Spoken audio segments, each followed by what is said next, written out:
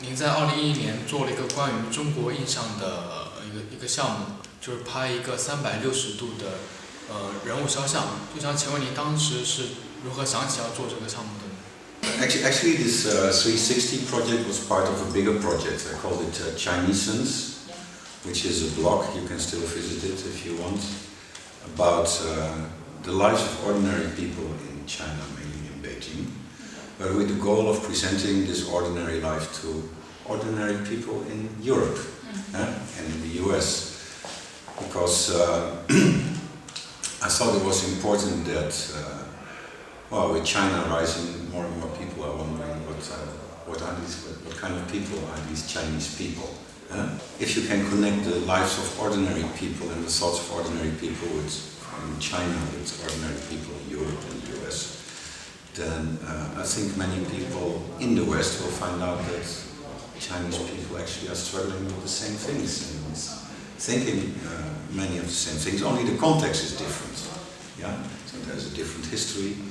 But so I try to make very personal portraits, and also it was my idea that I should not be part of the story, because often when photographers or people who write stories about other people, they often bring themselves, especially expats, bring themselves in the story, and I wanted to keep out of the story and give ordinary people a platform to express their thoughts and their experiences, and that the project was called Chinese.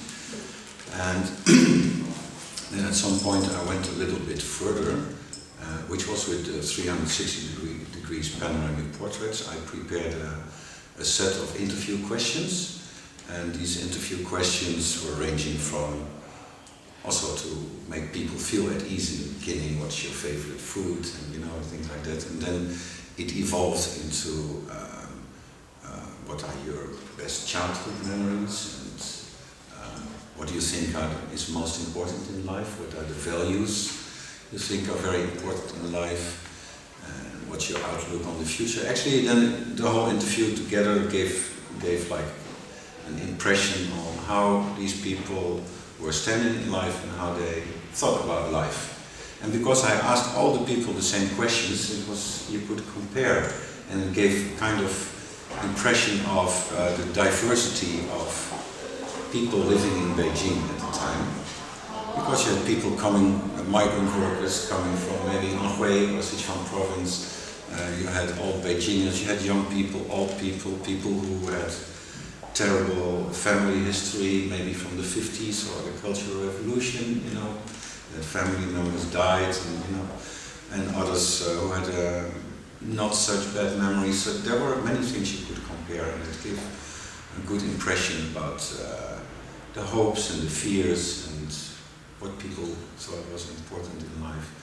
And then with this panoramic background, which was always in their personal living space, either at work or in people's homes, they were kind of like surrounded by their personal life, which gave, I thought, the portrait more depth, and also showed the complexity and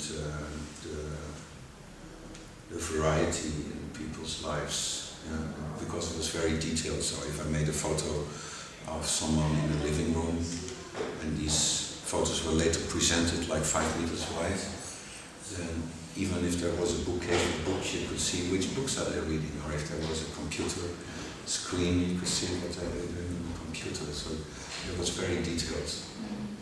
你认为中国摄影现在现状如何？然后对于中国现在出不了摄影大师您是怎么看的呢？ I get this question more often, and I often also hear in this college that there are people who think Chinese photography is different from other photography, from other countries, and I disagree. I don't think there is a difference. First of all, if you look at the current environment, we have internet, we have global society, and all the students like you, maybe there's some limitation in what you can access on the internet, but like how visual language has developed over the past, let's say, 30 years, not only in photography but also in design, and you all know that. I mean, we're living in a society that's very much focused on visual stimuli, and that's not different in China from anywhere else in the world.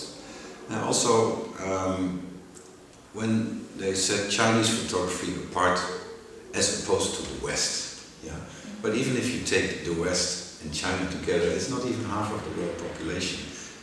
We have interesting photography in Latin America, in Africa, in India, in Bangladesh, in Japan. So I like to view it as there's one photography community. It's a global photography community, and of course the context is different, so subjects will be different. If you live in a very poor African country where maybe people don't have enough food or where there is a war going on, the context is different. But we're all influenced by the same developments in how photography as a visual language develops in the world. So I don't think there's much of a difference. Now let me see. If you take, for instance, I don't know if you know these photo projects, but there is an Israeli photographer, Kuyas, and then there is, let me do the pronunciation right, Jiang Kechun is a Chinese photographer, and then there is Nadav Kander, is an Israeli photographer. The first one is a Turkish photographer. And they all made projects here in China about the Yellow River, Yangtze River, and Chongqing. And if you look at their photos, and you would like mix them up, those series, then it would be very hard to identify which photographer made which photo, because the style is the same, but one is from Turkey, one is from Israel, and one is from China. So that proves my point. So they're all three more into the showing the environmental impact of China developing. So here you have three photographers from three different countries that use the same visual language, and they have completely different backgrounds. Now, 请问您是如何看待摄影与艺术的关系的呢？ photography is just one of the media you use to produce art, and not all photography is art, but also not all painting is art. So I think it's a bit strange question, what's the relationship between photography and art? Because you can also ask, what's the relationship between painting and art, or what's the relationship between using clay and art? I mean, it's just one of the media that you can use to express yourself or convey a message. 战时期，很多摄影师，比如说吕克贝松、罗伯特卡帕，他们都来过中国。他们拍当时战时中国人民的生活。在当今的中国社会，您更希望拍一些什么题材的照片呢？ It's a secret life. And so I think if you are a documentary photographer, then that would be the number one subject to want to make a documentary about this secret life, because a documentary photographer tries to reveal something that other people don't know or haven't seen. Whether it is a war or people who live in underground situation, or there's always the documentary photographer reveals something that you don't know or don't know well enough. Otherwise, no use to make a documentary about it. So I would say about the people in the government and what they do in their spare time, or how they make their deals. That would be very interesting. 请问你在传媒学院推行的工作坊的理念是什么？你希望用一个什么样的方法？然后你希望达到一个什么样的效果呢？ And then I think in the whole, maybe this goes for the whole Chinese education system, and maybe more so in high school and middle school than at university.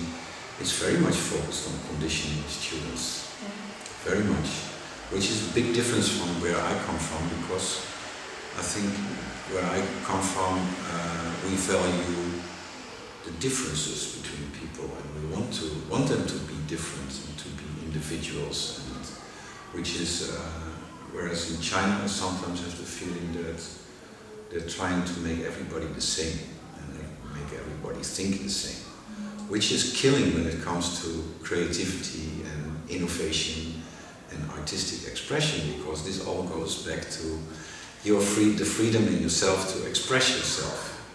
Yeah? So it's very important that get rid of these conditions on the inside, at least. Yeah? I mean, outside there will be conditions. You cannot do everything. You cannot express yourself in every way. Also not in the Netherlands, in my country, but even more so in China. You cannot express yourself in every way. But it's very important to find this freedom inside to express yourself and then decide what you do, what to do with it. Yeah? But I would say most students are not free from the inside. So my main goal is to find out what are their artistic qualities and help them to get more free from the inside so that they are able to express themselves. 您是在2005年来到中国的，至今有10年了。然后今年也正好是我们传媒学院建院10周年。请问你对我们传媒学院有什么寄语？对中国摄影又有什么寄语呢？ I think what's important that if you select students for a study, whether it is photography or painting or whatever, that they have artistic qualities that match the requirements for the study, and that they have a passion for this subject. But in the recruitment of students, these criteria are not very important.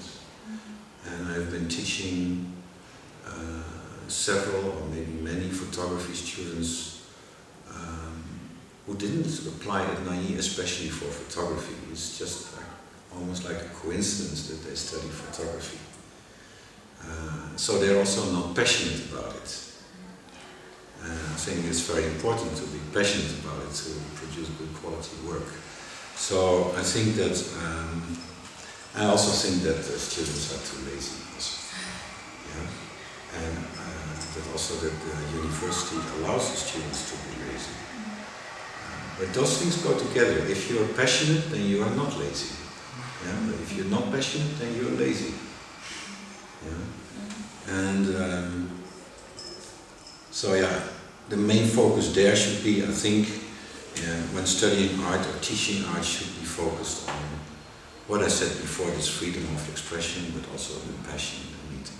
Students need to have a passion for what they do, especially in art. I mean, if you don't have a passion for art and for the art subject you're studying, you should have started studying, I don't know, law or economics or something else. But if you study art, you need passion. 请问你对南艺摄影系学习有什么建议？除了学习摄影之外，还需要学习哪些其他知识？ And there are two things that are at the moment that make it difficult for students to access foreign resources. First is, I think the university should have a place where the internet is not censored, where you just can access all the resources, because many important art resources they're just not available in China, yeah, especially the blogs. And the second, and that's the student's responsibility, is I think you cannot study art properly if you don't have like basic understanding of English, because you're missing so many resources, so much knowledge, so many developments in your field of study if you don't, if you're not able to read English. So I think English is the common language, especially in art and creative industry. It's all English. And then yeah, you can limit yourself to China, but still, even in China, the ones who do well, they know about what's going on abroad. Yeah. So if you don't study English, then yeah, don't blame anyone but yourself if you cannot make progress after you graduated. 老师你好，我是传媒学院14级摄影系的学生。我认为摄影呢是在大量的拍摄之中认识自己，而不是在条条框框之中磨掉自我的主张。因为摄影是具体的，而没有态度是致命的。所以我想问你一个问题，你是如何看待个人个性和摄影的既定条框之间的关系呢？ But there, I don't know any rules about photography. Well, if you do commercial photography, of course there are rules. Yeah. And there are rules in the sense that to produce a photographically perfect photo, you have to follow certain rules. But there are no rules when it comes to creativity or your artistic expression. And I even think that photography as such, as a subject, is maybe too limited for a college these days. Because most photographers end up doing video or end up doing some writing at the same time. But there are not many photographers who make money only with making photos. Or they need to teach. Yeah. But so I don't think that photography as a subject is appropriate anymore these days. You should learn other skills, either photography plus writing, or photography and video, photography and web design, or photography and graphic design. I think it should be a combination these days, because most unless you become very famous photographer, but that's maybe only one out of every 100 students or 1 in 1,000. But all the others, they have to make a living, and then you need more than just photography skills.